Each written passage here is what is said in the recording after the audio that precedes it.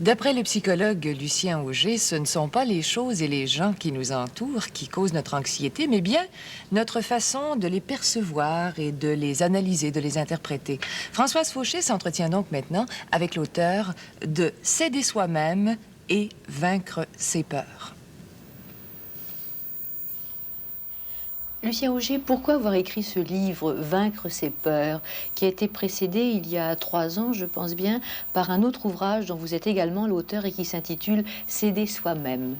Bien, ce bouquin, ce livre, Vaincre ses peurs, est dans la prolongation de S'aider soi-même. S'aider soi-même tentait de présenter une approche générale pour permettre à quelqu'un, en quelque sorte, d'éliminer ou de diminuer les émotions désagréables dans sa vie. Alors, c'est une approche plus générale.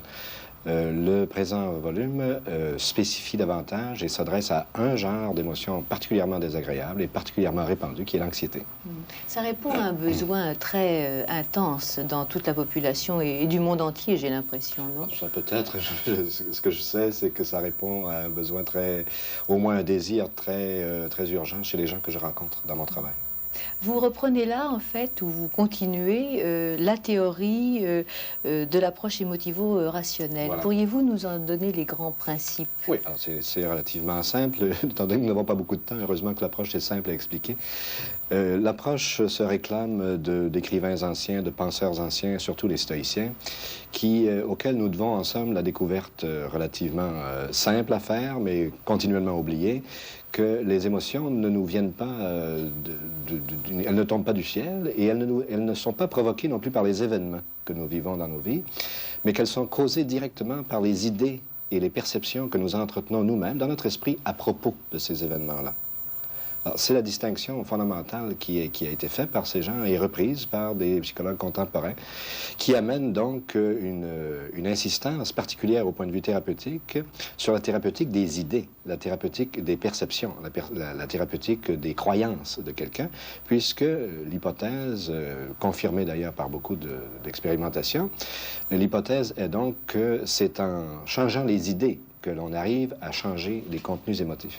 Dans Vaincre ses peurs, qui est paru aux éditions de l'Homme, vous étudiez plus spécifiquement l'anxiété. Est-ce que vous pourriez la définir?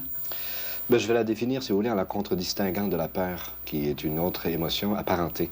On va la définir aussi par la cause, ce qui est une bonne manière, je pense. Alors, un être humain devient anxieux quand il a dans la tête 2 séries de perceptions.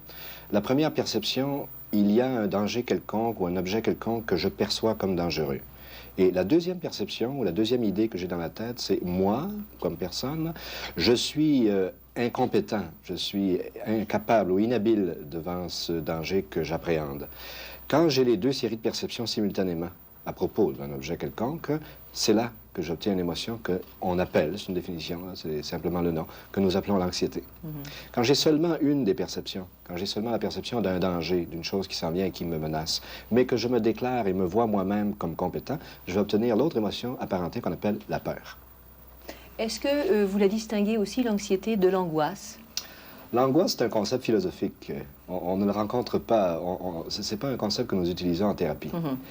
C'est un concept plus pour réflexion. À toute fin pratique, dans le travail thérapeutique, nous ne distinguons pas l'un de l'autre. C'est la même chose pour le thérapeute.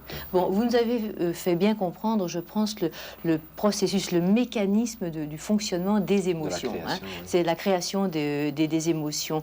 Ça ne peut pas être un processus à chaîne, les émotions entraînant d'autres émotions, les peurs entraînant d'autres peurs?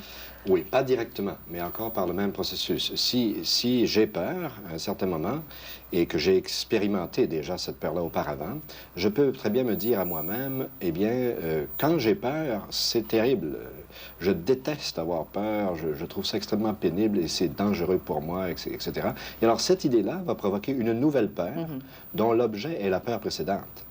Enfin, on pourrait toujours construire une montagne avec ça. Oui, c'est se faire du cinéma à partir d'un événement. Si on veut, oui. Si on veut, oui. D'accord. Maintenant, l'anxiété par elle-même, ou la peur, va déboucher sur autre chose. des réactions. Comme, oui, elle entraîne toutes sortes de réactions sur le plan du comportement, qui habituellement sont des réactions de fuite par en arrière ou de fuite par en avant. Il y a des fuites par en avant aussi. Parfois, quand quelqu'un est anxieux, la meilleure manière de se défendre est souvent perçue comme étant l'attaque, ce qui va expliquer que beaucoup de gens sont très agressifs quand ils sont anxieux, et où il y a les gens qui gèlent sur place, là, qui sont paralysés. L'anxiété est un des grands paralysants. Ça bloque la créativité, ça empêche de concevoir et de voir des solutions qui pourraient être utiles dans une situation donnée. Agressivité, ça veut dire aussi des fois culpabilité, etc. Oui, la culpabilité c'est une forme d'hostilité retournée sur soi à ce moment-là, et qui est entraînée à son tour, bien sûr, presque directement par l'anxiété. Lorsqu'on a peur, on peut aussi, sinon fuir, du moins trouver certains palliatifs. La fuite en est un, bien sûr, quoi encore? Ah bien, ça, la panoplie est assez étendue, et certainement que les gens qui nous écoutent les connaissent bien.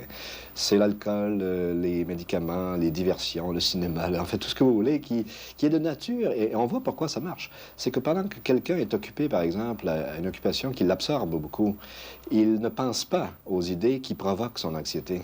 Alors, n'ayant pas ces idées en tête, il ne se sent pas anxieux pendant cette période-là. C'est, par exemple, la méditation transcendantale va produire le même effet. Occupant mon esprit avec une pensée neutre, je ne ressens plus d'émotion.